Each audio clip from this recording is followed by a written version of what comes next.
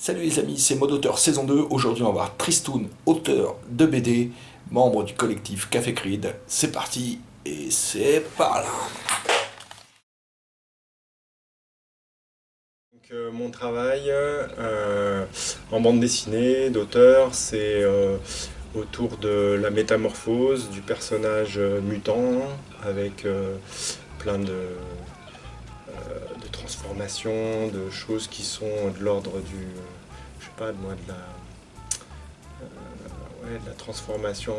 Ça peut être en animaux, ça peut être transformation génétique. En fait, j'essaye dans mon travail de mettre déjà toutes les idées qui me passent par la tête, de ce que je peux entendre dans des émissions, dans des films, lire dans des BD aussi, et en fait de me le réapproprier pour que ça corresponde à mon univers. Et c'est vrai que j'aime bien cette idée des personnages extraterrestres, des personnages qui ont vraiment des caractéristiques particulières. Mon deuxième mot c'est Glooby. Alors Glooby pour moi ça représente un peu aussi mon univers. Bon, ça vient bien sûr de Glooby Boulga, de Casimir, mais c'est un peu la façon dont je fonctionne aussi dans mon travail narratif. C'est-à-dire que j'additionne plein d'éléments. Ça crée des gags, ça crée des situations un peu incongrues, drôles et funky, on va dire, et colorées, tout ça. Et donc le Glooby, bah, pour ceux qui connaissent la recette originale de Casimir, c'est en gros, je crois qu'il y a des chipolatas avec de la purée de banane, avec je sais pas, de la noix de coco, enfin je dis n'importe quoi, mais c'est tout et n'importe quoi, et à la fin ça fait une purée, une sorte de mélange improbable. Puis inventer des mots rigolos aussi, ça j'aime bien. Et c'est ce qui donne aussi de la personnalité au récit et quelque chose d'un peu original. Ensuite, j'ai un autre mot, c'est monstros. Alors là aussi, c'est un mot un peu modifié qui part du monstre. Là, on rejoint l'idée des mutants et tout ça, mais les monstres, c'est ce qui fait avancer un récit aussi, parce que c'est l'altérité, c'est le personnage, on va dire, autre. Et j'aime bien cette idée d'opposer mon personnage principal, qui a une sorte de petit humain un peu modifié, un peu trafiqué, à moitié robot, à moitié humain, qui est lui-même un monstre, en fait, la figure du monstre, on la voit dans plein d'aspects, et des créatures voilà, extraterrestres ou même oui, voilà, qui viennent pas de la Terre, mais mon personnage n'habitant pas la Terre, on pourrait c'est pas non plus des martiens, voilà, c'est des monstros.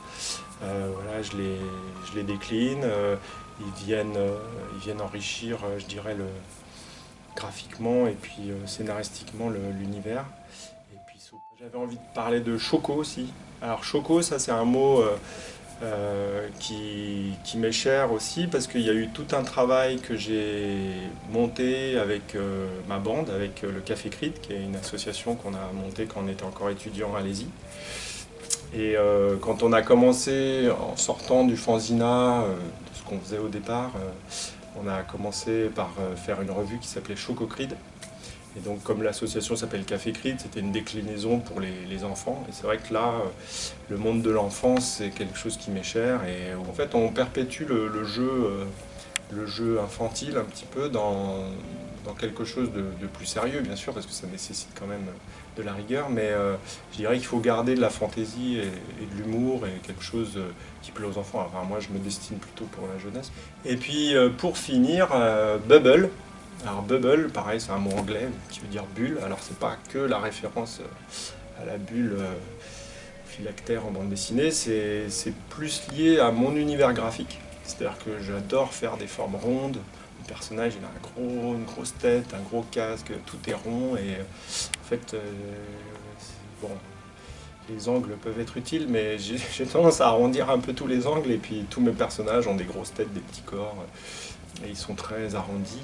Donc c'est vrai que certains, là pour citer plus des influences, certains auteurs de bande dessinée ont travaillé dans ce sens-là aussi. Donc ça peut être votre Baudet, ou bien je sais pas moi, même McKay, il y a toujours un moment, avec Little Nemo où les personnages grossissent, deviennent des espèces de baudruches comme ça. Ça j'aime bien. Et puis le côté cartoon aussi qui se retrouve dans mon travail. avec des personnages assez rigolos comme ça qui se font aplatir et puis qui renaissent. Voilà, ils ont la vie éternelle d'une certaine façon et ça m'intéresse aussi d'aborder tous les thèmes de science-fiction à travers ce prisme un peu de l'enfance et aussi de la transformation des personnages.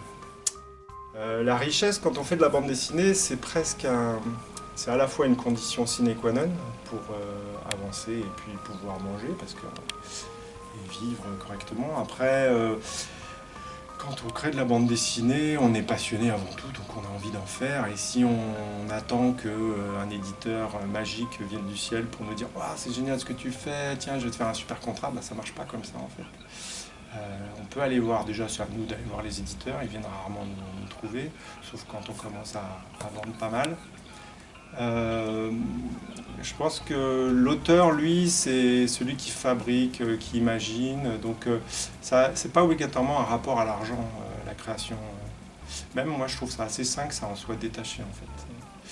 À partir du moment où ça devient professionnel, c'est très bien, c'est valorisant, mais d'une certaine façon, il n'y a pas obligatoirement adéquation. Alors certes, le succès crée la richesse. Une série qui fonctionne ou un album qui fonctionne va rapporter de l'argent, des droits d'auteur à son auteur. Mais bon, j'en suis pas encore là. Ensuite, c'est le plaisir. Moi, je vois les gamins, quand ils ont mon bouquin entre les mains, ils me font des sourires, ils ont l'air contents, ils y trouvent du bonheur. C'est plus ça la richesse, moi. C'est plutôt l'échange avec les autres. Et après, si j'ai envie, tant mieux. Après, en tant qu'auteur de bande dessinée, pour vivre, il faut avoir plusieurs cordes à son arc. Être multitâche, pouvoir faire du dessin pour de la com, pouvoir faire du dessin, je sais pas moi, pour faire des fresques, des trucs en live. Donc ça permet d'avoir plusieurs activités en parallèle du dessin. Moi j'aime bien monter des expos aussi, faire de la scéno, créer des volumes, justement faire un peu les à côté de la BD.